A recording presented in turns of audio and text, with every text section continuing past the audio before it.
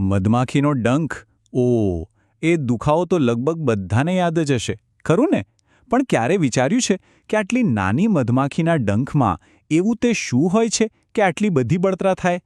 અને એનો ઈલાજ પણ આપણા રસોડામાં જ છે. ચાલો આજે એની પાછળનું સિમ્પલ સાયન્સ સમજીએ. તો સવાલ એ છે કે મધમાખીના ડંખનો દુખાવો આટલો બધો અસહ્ય કેમ હોય છે? શું છે એની પાછળનું સાચું કારણ? ચાલો આજે આ પીડાના મૂળ સુધી પહોંચીએ. ચાલો તો સૌથી પહેલાં તો એ સમજીએ કે આ દુખાવા પાછળનું વિજ્ઞાન શું છે. આખરે એવો તો કયો ગુનેગાર છે જે આપણને આટલી તકલીફ આપે છે? તો આ બધી તકલીફનું મૂળ છે એક કેમિકલ. એનું નામ છે ફોર્મિક એસિડ. જ્યારે મધમાખી ડંખ મારે ને ત્યારે એ બીજું કંઈ નહીં પણ આ જ એસિડ આપણી ચામડીની અંદર છોડી દે છે. સમજો કે એક નાનકડું ઇન્જેક્શન આપી દે છે.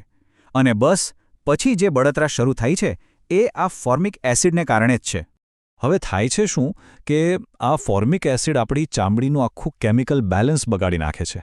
આપણી સ્કિનનો જે નેચરલ પીએચ હોય છે ને એને આ એસિડ 7 કરતાં પણ નીચે લઈ જાય છે. અને જેવી ચામડી એસિડિક બને એટલે તરત જ આપણને પેલી સખત બળતરા થવા માંડે છે. બધો ખેલ આ પીએચનો જ છે. ઓકે, તો પ્રોબ્લેમ તો ખબર પડી ગઈ કે એસિડના કારણે દુખે છે. પણ હવે એનો ઈલાજ શું? તો સારી વાત એ છે કે જ્યાં વિજ્ઞાનમાં પ્રોબ્લેમ છે ત્યાં જ એનું સોલ્યુશન પણ છે, જેને કહેવાય તટસ્થીકરણ. વિજ્ઞાનનો એકદમ સિમ્પલ નિયમ છે. એસિડ અને બેઝ એકબીજાના દુશ્મન છે. મતલબ કે એસિડની અસરને જો ખતમ કરવી હોય તો એના પર બેઝ લગાવી દો. એ બંને એકબીજા સાથે મળીને એકબીજાને શાંત કરી દે છે, એટલે કે ન્યુટ્રલ કરી દે છે. તો લોજિક બહુ સીધું છે. દુખાવો મટાડવો હોય તો ડંખવાળી જગ્યા પર જે ફોર્મિક એસિડ છે એને ન્યુટ્રલ કરવો પડે. અને એના માટે આપણે એના પર લગાવવો પડશે એક બેઝ. બસ આટલું જ. તો સવાલ એ છે કે આ બેઝ ક્યાંથી લાવવો? કોઈ કેમિકલ લેબમાં જવું પડશે? ના, બિલકુલ નહીં. આનો ઈલાજ તો આપણા બધાના રસોડામાં જ હાજર છે. એકદમ સુરક્ષિત અને સરળ ઉપાય. અને એ વસ્તુ છે ખાવાનો સોડા.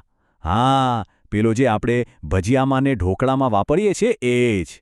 કેમ કે ખાવાનો સોડા એટલે કે સોડિયમ બાયકાર્બોનેટ એ એક માઇલ્ડ એટલે કે હળવો બેઝ છે. અને એસિડને શાંત કરવા માટે આનાથી સારો કોઈ વિકલ્પ નથી. હવે આ કામ કેવી રીતે કરે છે એ સમજીએ. બહુ સિમ્પલ છે. સૌથી પહેલાં મધમાખીએ ડંખ માર્યો એટલે ફોર્મિક એસિડ ચામડીમાં ગયો. હવે આપણે શું કરવાનું? પાણીમાં થોડો ખાવાનો સોડા મિક્સ કરીને એની પેસ્ટ બનાવીને ડંખ પર લગાવી દેવાની.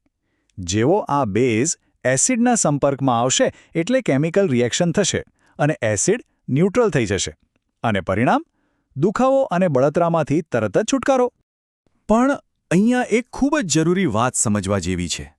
આપણે વાત કરી કે એસિડનો ઈલાજ બેઝ છે, તો શું આનો મતલબ એવો થાય કે કોઈ પણ બેઝ વાપરી શકાય? મનમાં સવાલ થાય કે કોઈ પણ બેઝ ચાલે કે નહીં? તો આનો જવાબ છે ના, જરા પણ નહીં.